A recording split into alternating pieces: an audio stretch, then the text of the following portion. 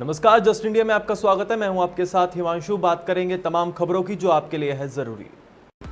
खबरों के प्रायोजक हैं आरोग्य मास्क लगाएं, कोरोना से सुरक्षित रहें।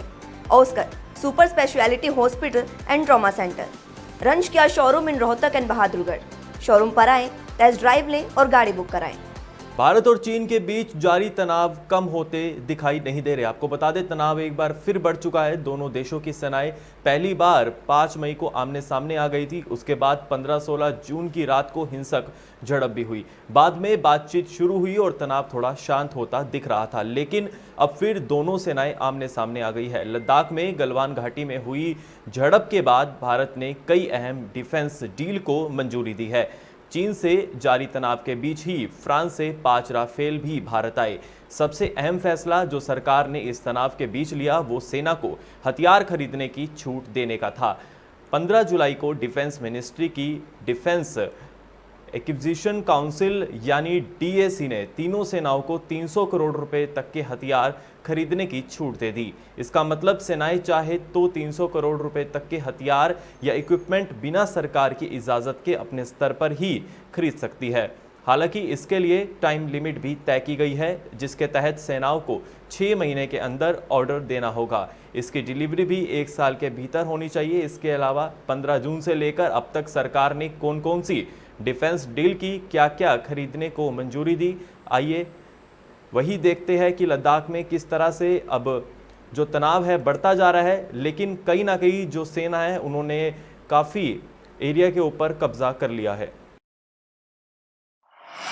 वही विदेश मंत्रालय की बात करें तो मंत्रालय ने बताया कि 31 अगस्त को भी चीन ने लाइफ ऑफ एक्चुअल कंट्रोल पर हालात बिगाड़ने की कोशिश की थी, लेकिन भारतीय सेना की मुस्तैदी से इसे नाकाम कर दिया गया। चीन ने ये कोशिश तब की थी जब दोनों देशों के कमांडर हालात सुलझाने के लिए बातचीत कर रहे थे। विदेश मंत्रालय के इस बयान के कुछ घंटों बाद खबरें आई कि चीनी सैनिकों ने चुनार इलाके में मंगलवार को भी घुसपैठ की और आपको बता दें इसमें वो विफल रही। इसके साथ आपको बता दें, खबरों के मुताबिक कुछ देर बाद सेना के एक अधिकारी ने बयान जारी किया जिसमें कहा गया कि घुसपैठ नहीं की जा सकती।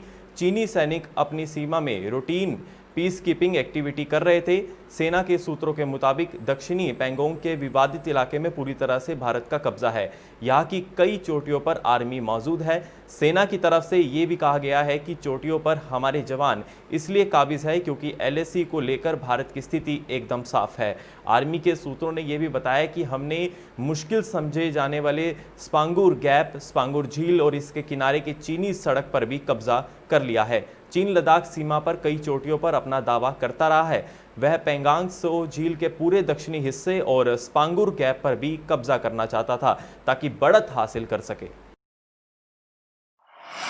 छात्र संगठन इंसो के राष्ट्रीय अध्यक्ष दिग्विजय सिंह चौटाला ने कोरोना महामारी के बढ़ रहे प्रकोप को देखते हुए सरकार से सभी परीक्षाओं को स्थगित करने की मांग की है। इसके लिए उन्होंने केंद्रीय शिक्षा मंत्री से मिलने का समय भी मांगा है।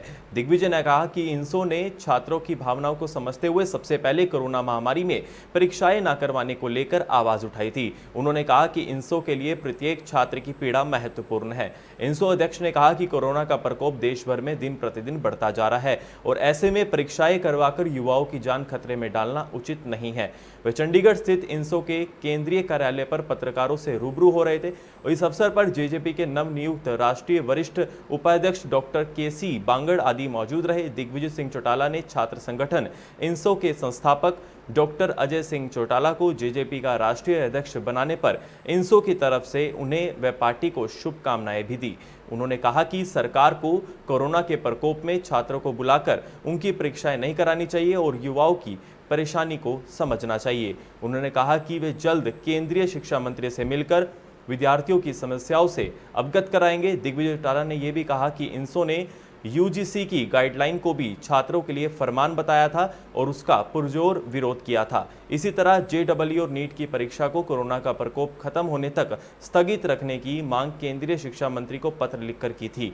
डॉक्टर अजय सिंह चौटाला के जेजेपी का राष्ट्रीय अध्यक्ष बनने पर दिग्विजय चौटाला ने कहा कि अजय सिंह ने सदैव जननायक चौधरी देवीलाल जी की विचारधारा पर चलते हुए देश व प्रदेश के लोगों के लिए संघर्ष किया है। मैं उन्हें शुभकामनाएं देता हूं।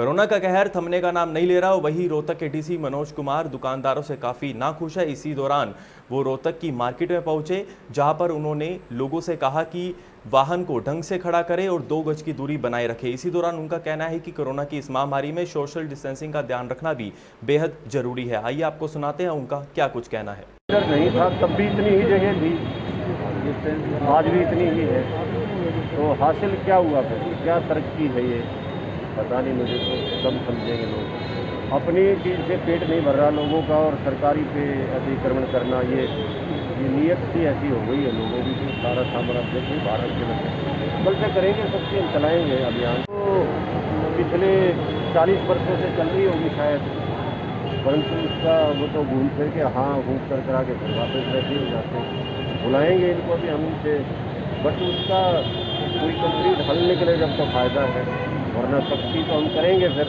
अगर किसी को बात समझ में नहीं आएगी तो वो सब करना पड़ेगा।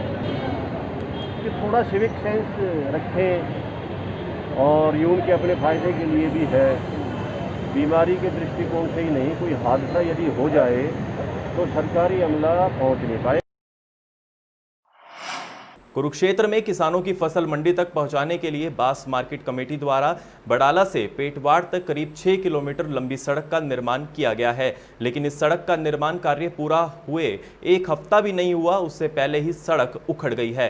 ग्रामीणों का आरोप है कि सड़क के नाम पर रेत पर ही पतली सी बजरी की परत बिछा दी गई है, जिससे गुस्साए ग्रामीण नारनौंद एसडीएम कार्यालय पहुंचे, जहां दोनों गांव के ग्रामीणों ने मार्केट बोर्ड, प्रदेश सरकार और ठेकेदार के खिलाफ जमकर नारेबाजी की। जिसके बाद ग्रामीणों ने एसडीएम को एक ज्ञापन भी सौंपा, जिसमें उन्होंने सड़क निर्माण में हुई धांधली की जांच करवाने की मांग की है। वहीं एसडीएम ने ग्रामीणों को सड़क के निर्माण कार्य की जांच करवाने का आश्वासन दिया है। आज एसडीएम साहब से मिले हैं। हमारा 4-5 दिन पहले एक रोड बना था, उसी दिन से हमारी डिमांड थी। गाँव के लोगों ने वहाँ एक्शन एसडीओ व जेई साहब भी पहुँचे थे। कोई उसके अंदर नाला संड पत्थर नहीं डाला गया है, ऊपर सिर्फ मोबिल बिछा के बजरी बिछा दी गई है। रोड बिल्कुल ख़राब है, गाइडलाइंस के तहत कोई नॉर्म पूरे नहीं करता। हमने उस पर शिकायत करी, ठेकेदार सरेआम गांव के बीच में धमकी देता लोगों को। सड़क में धांधली की गई है बनाने में, पत्थर भी पूरा नहीं डाला गया, कुटाई भी ढंग से नहीं हुई और रोलिंग भी नहीं हुआ। उसमें बजरी भी पूरी नहीं डाली गई, तारकोल में भी तारकोल भी पूरा नहीं डाला गया। सड़क अब फट चुकी है, सारी सड़क डैमेज अभी हो चुकी है। अभी उसको उस ठेकेदार के खिलाफ कार्रवाई की जाए और उसको सलाखों के पीछे भेजा जाए। रोड है, उसके बारे में एक मीडिया में एक वीडियो भी वायरल हुआ था। उसी बारे में जो है आज जो है पेटवाड़ के लोगों ने आके ज्ञापन सौंपा है और जांच की मांग की। हाँ जी, इसको संबंधित विभाग को किया जाएगा और उसके जो उच्च अधिकारी हैं उनको जो है लिखा जाएगा, डीसी मैडम के तरफ से जाएगा। और वहीं यमुनानगर में एक युवक ने नहर में छलांग लगाकर अपनी जान दे दी। आपको बता दें, यमुनानगर पश्चिमी यमुना नहर के बाड़ी पुल से अमरपुरी कॉलोनी निवासी शंटी अरोड़ा ने छलांग लगा दी, जिससे वह नहर में डूब गया। नहर में डूबे युवक की बहन का आरोप है कि वह अपनी पत्नी से परेशान होकर नहर में कूदा है। वहीं अपनी पत्नी से नाराज युवक ने नहर में मौत की छलांग लगाने से पहले अपने व्हाट्सएप पर काफ़ी सैड शायरी भी लगाई थी। इसी के साथ ही थाना शहर पुलिस ने रिपोर्ट दर्ज कर ली है और शंटी अरोड़ा के शव की तलाश के लिए गोताखोरों की टीम को अलर्ट कर दिया है। और वही पैम्पलेट छपवाकर करनाल, इंद्री और अन्य जगह पर सर्कुलेट भी किए हैं। भाई ना अपनी वाइफ से लड़के वहाँ पर चला गया था, तो अपने दोस्त के वहाँ से मेरे उनका फ़ोन आया दोस्त का कि इसको ले जाओ यहाँ से, ये पत्नी से लड़के आया है। और जब भी पत्नी तंग और उनका झगड़ा जो हुआ, उनके दोस्त ने बताया कि वो झगड़ा इस पीछे हुआ में उसने जमुना पे छलांग मार दी। मेरे हस्बैंड लेके आ रहे थे, ड्राइव कर रहे थे, वो पीछे से छलांग मार के उस जमुना में छलांग मार दी। सर मैं ये चाहती, बस मुझे कुछ नहीं, मुझे बस ये चाहिए, मेरे भाई का तो जो हुआ मुझे इंसाफ ये चाहिए। घर से अपनी पत्नी के साथ मामूली काउंसलिंग होने के बाद बाटी माजरा चला गया था। वहाँ पर उसको लेने के लिए पिंकी का घर वाला गया, जो उसको वहाँ से वापस लेके आ रहा था। जब वो नहर के पास पहुँचा तो जैसे ही उसकी मोटरसाइकिल स्लो ही गाड़ी मोटरसाइकिल से उतर के और नहर में छलांग लगा दिया, जिसकी हमने रोजनामचे में रिपोर्ट दर्ज कर दी है, तलाश जारी है और हमने गोताखोर वगैरह लगा दिए। जैसे ही डेड बॉडी मिलती है तो पोस्टमार्टम करा के नियम अनुसार कार्रवाई अमल में लाई जाएगी। प्रदेश में कोरोना का कहर थमने का नाम नहीं ले रहा। करीब 62% लोग संक्रमित 15 से 44 साल की उम्र तक के हो रही है। वही आपको बता दें 66% से अधिक मौतें 45 से 75 साल के बीच की हो रही है। और वही अगर बात करें हरियाणा के स्वास्थ्य विभाग की, तो आपको बता दें उनकी रिपोर्ट के अनुसार पिछले सप्ताह में कुल 54,386 मामलों में से 34,080 मरीज 15 से 44 साल की उम्र के थे, यानी कि 62.76% मरीज इसी आयु वर्ग के हैं। 23 अगस्त तक प्रदेश में हुई 603 में से 399 मौतें 45 से 74 साल की उम्र के लोगों की हुई। यह कुल मौत का लगभग 66% आंकड़ा है। और आपको बता दें कोरोना में मारे गए 30% मरीजों में से 2 या इससे अधिक बीमारियां के नहीं थे। हरियाणा के सभी विश्वविद्यालय और कॉलेज स्नातक और स्नातकोत्तर अंतिम वर्ष की परीक्षाओं के लिए तैयार है। आपको बता दें इसी महीने के अंत में ही परीक्षा खत्म कराने और अगले महीने के दूसरे पखवाड़े में रिजल्ट घोषित करने की रणनीति है। उच्च शिक्षा परिषद के अध्यक्ष प्रोफेसर ब्रिज किशोर कुठियाला की अगुवाई में मंगलवार को वीडियो कॉन्फ्रेंसिंग के जरिए हुई बैठक में सभी विश्वविद्यालयों के कुलपति और परीक्षा नियंत्रक शामिल हुए। इस दौरान उच्चतर शिक्षा के प्रधान महासचिव अंकुर गुप्ता और उच्चतर शिक्षा व तकनीकी शिक्षा महानिदेशक अजित बालाजी जोशी ने परीक्षाओं को लेकर कुलपतियों को कई अहम निर्देश दिए। प्रदेश में करीब 2 लाख से अधिक विद्यार्थी परीक्षाओं में शामिल होंगे। अंतिम वर्ष के विद्यार्थियों के लिए कंपार्टमेंट और रीअपियर की परीक्षा का भी प्रावधान रखा गया है। अधिकतर विद्यार्थियों ने ऑफलाइन परीक्षा की बात कही है, लेकिन बड़ी संख्या में विद्यार्थियों ने ऑनलाइन परीक्षा का विकल्प भी चुना है। ऑनलाइन परीक्षा देने वाले विद्यार्थियों को नकल से रोकने या किसी और द्वारा परीक्षा न देने के उपाय भी सभी विश्वविद्यालयों ने किए हैं। देश में अगस्त में सामान्य से 26.6% ज़्यादा बारिश हुई है।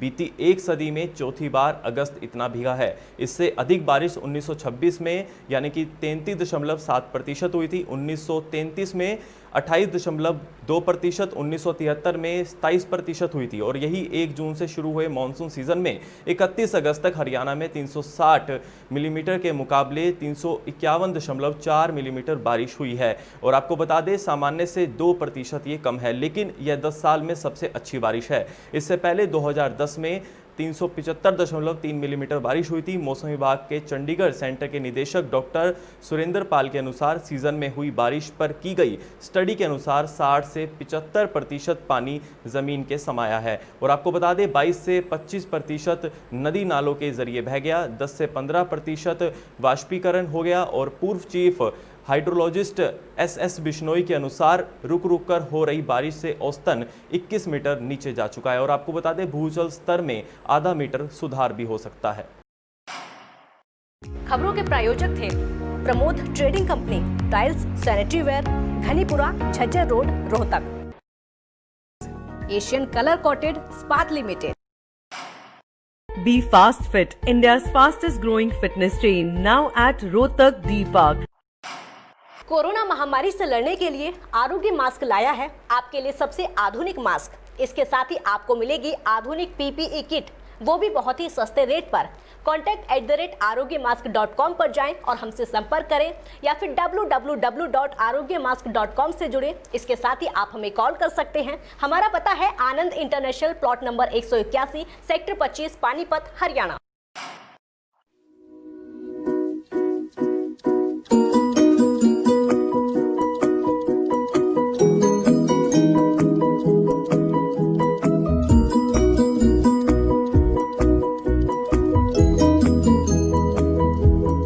मेडिफिल इंटरनेशनल, 7 शीतल कॉम्प्लेक्स, सुभाष नगर, रोहतक।